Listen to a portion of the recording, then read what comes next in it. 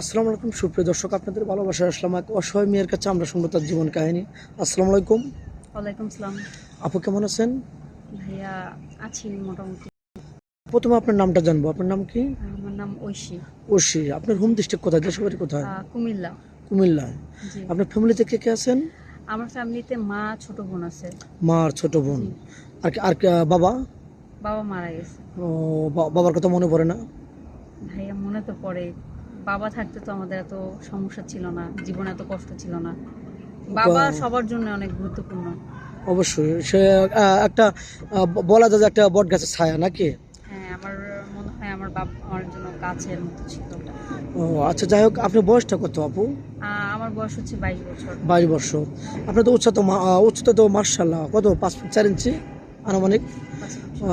আচ্ছা, যাই হোক, আপনি পড়াশোনা কতটুকু করেছেন আপু? পড়াশোনা আমি ইন্টার পর্যন্ত পড়াশোনা করছি। ইন্টার পর্যন্ত? আর পড়াশোনা করার ইচ্ছা হয়নি? ভাইয়া হইছে, কিন্তু বাবা মারা গেছে, এরপর আর পড়াশোনাটা করা হয়নি। ও, এরপরে পড়াশোনা করতে পারো না, আগ্রহ ছিল না? আমার এখন এখন আগ্রহ আছে। আমাদের এই ক্যামেরার সামনে কি জন্য আসছো? অর্থ সহযোগিতা লাগবে না শুধু বিয়ার জন্য? হ্যাঁ, আমি সব কিছুই তো মানুষের দরকার। আমার তো বাবা নাই, আমার মা, ছোট বোন। আমার মা সেলাই কাজ করে, এভাবে সংসার তো চালানো সম্ভব না। আমি চাই একটা মানুষ আমার পাশে দাঁড়াক। হ্যাঁ, আমি হাজার মানুষ চাই না, 2-4 জন চাই না, একটা মানুষই চাই যে মানুষটা আমার পাশে থাকুক আর আমাকে ভালোবাসুক। এইটু। ও, বুঝতে অনেক পারছি। ভাইয়া, অনেক লাঞ্ছনা, অনেক অন্যায় করা হয়েছে আমাদের সাথে। আমাদের চাচারা, আমাদের আত্মীয় স্বজনরা সবাই আমাদের সাথে অন্যায় করছে। তো এগুলা আসলে খুব কষ্ট। আমার বাবা থাকলে হয়তো বা কষ্টটা হইতো না। তা আমি চাই আমার বাবার মতো এরকম একটা জীবন সঙ্গী যে আমার পাশে থাকুক। ও, বুঝতে পারছি। যাই হোক, আপনার দেখতে মার্শাল্লাহ অনেক সুন্দর। আপনি তো মুসলমান, নামাজ কালাম তো পড়া হয়? জি ভাইয়া, নামাজ কালাম। আচ্ছা, আপনি তো দেখতে অনেক সুন্দর, অনেক কিউট, উসালাম্বাও আল্লাহ রকম, খুব খারাপ না, অনেক ভালো। তো যাক, আপনার কি কোনো স্মার্ট ছেলে লাগবে নাকি কালো হলে না চলবে? ভাইয়া, মানে যে দেখতে কেমন হবে এটা আমার কোনো ইয়া নাই। যেমনই হোক না কেন, মনটা ভালো হইতে হবে। আমাকে ভালোবাসবে এরকমই।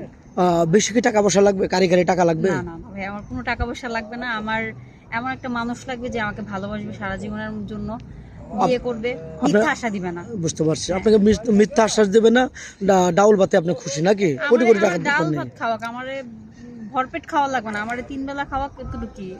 ও, আমার আচ্ছা। স্বর্ণ, বাড়ি, গাড়ি এগুলো আর কোনো প্রয়োজন আচ্ছা, নেই। কোনো এই ভিডিও তো পাবলিক হচ্ছে, দেশ প্রবাস থেকে দেখছে। কোনো পরশুবা যদি বিয়ে শাদী করে আপনাকে বাইরে নিয়ে যেতে চায়, আপনাকে যাবেন?